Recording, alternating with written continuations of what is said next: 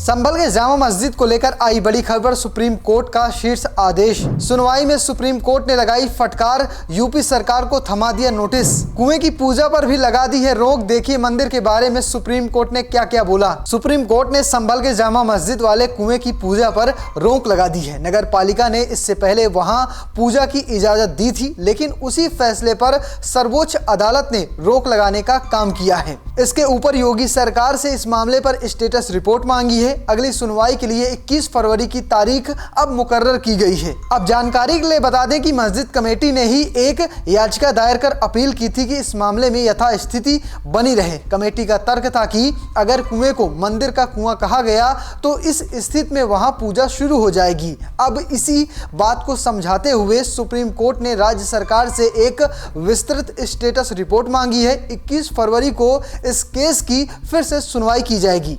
वैसे सुनवाई के दौरान यूपी सरकार के लिए पेश एडिशनल सॉलिसिटर जनरल के एम नटराजन ने तर्क दिया था कि कुआं तो सार्वजनिक जमीन पर है, लेकिन मुस्लिम पक्ष ने इस पर एतराज जताया। उनका कहना था कि कुआं थोड़ा मस्जिद के भीतर है, वहीं थोड़ा हिस्सा परिसर के बाहर। इसी वजह से यथास्थिति बनाए रखने की बात हुई है। बड़ी बात यह है कि सुप्रीम कोर्ट ने जो आदेश दिया है वो सिर्फ एक कुएं तक सीमित है और जो मस्जिद के पास वाला बताया गया है। दूसरे कुएं और बावड़ी जो मिल रहे हैं उनकी जिनकी खुदाई हो रही है उन पर कोई रोक नहीं लगाई गई है। अब इस झटके के बाद हिंदू पक्ष के वकील विष्णु शंकर जैन ने मीडिया से बात करते हुए कहा कि साल 2006 तक हिंदू ही उस कुएं में पूजा किया करते थे। इलाके में जब एक समुदाय की संख्या ज्यादा बढ़ी, वहां जाना बंद हो गया। साबित करने की कोशिश होने लगी कि वो कुआं मस्जिद का है। अगली सुनवाई में हम सारे सबूत जरूर पेश किए जाएंगे। वैसे संभल विवाद पर तो कुछ दिन पहले ही हाई कोर्ट ने एक बड़ा फैसला सुनाया था, तब जिला अदालत के एक आदेश पर रोक लगा दी गई थी। तो फिलहाल आज संभल में एक और नया मंदिर मिला है। इस मंदिर को देखने वहां के डीएम पहुंचे हैं, वो क्या कुछ कह रहे हैं इस पूरे मामले पर, चलिए आपको सुनवाते हैं। कुल 87 देव तीर्थ हैं, जिसमें 19 कूप हैं और 68 तीर्थ माने गए हैं। ये दोनों बेसिकली वाटर कंजर्वेशन के स्थान होते हैं। तो आज जो 24 नंबर का पाप मोचन तीर्थ है, जिसमें कूप अवस्थित है, उसका निरीक्षण किया। साथ में मुनि माता मंदिर और गजेंद्र बाबा जी की समाधि थी, वहाँ का भी हमने निरीक्षण किया।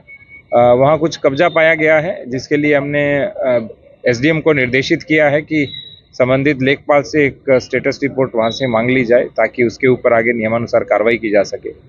इसके साथ साथ कल भी हमने कुल 7 जो कूप और तीर्थ थे उनका हमने भ्रमण किया था। तो जितने भी हमारे देव तीर्थ हैं, कुल 68 देव तीर्थ हैं और 5 यहाँ महातीर्थ माने गए हैं, जिसमें संबलेश्वर और चंद्रेश्वर और भुवनेश्वर, इन 3 शिव स्थानों के बीच में शंभू की नगरी संभल अवस्थित है।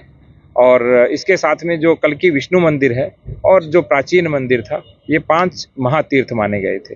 तो इन सभी के ऊपर जो अतिक्रमण है, उससे न केवल पर्यावरण को हानि है, अपितु हमारी जो ऐतिहासिक सांस्कृतिक धरोहर है उसकी भी क्षति हो रही है। तो उसको पुनर्जीवित करेंगे, पुनरुद्धार करेंगे और सभी जो तीर्थ हैं उनका एक एक कर सभी का हम एक स्ट्रेटेजी बना रहे हैं, जिसमें एक प्लानिंग के साथ और सभी का मैप बना रहे हैं, सभी को डिनोट कर रहे हैं, सभी के साइनेजेस लगा रहे हैं, ताकि प्रत्येक व्यक्ति को पता हो कि यहाँ तीर्थ हो और जो व्यक्ति भी इस संभल तीर्थ पर आता है वो वहाँ जाकर के उनकी पूजा पाठ करे, स्नान करे और अपने जो भी कर्म है वो करे।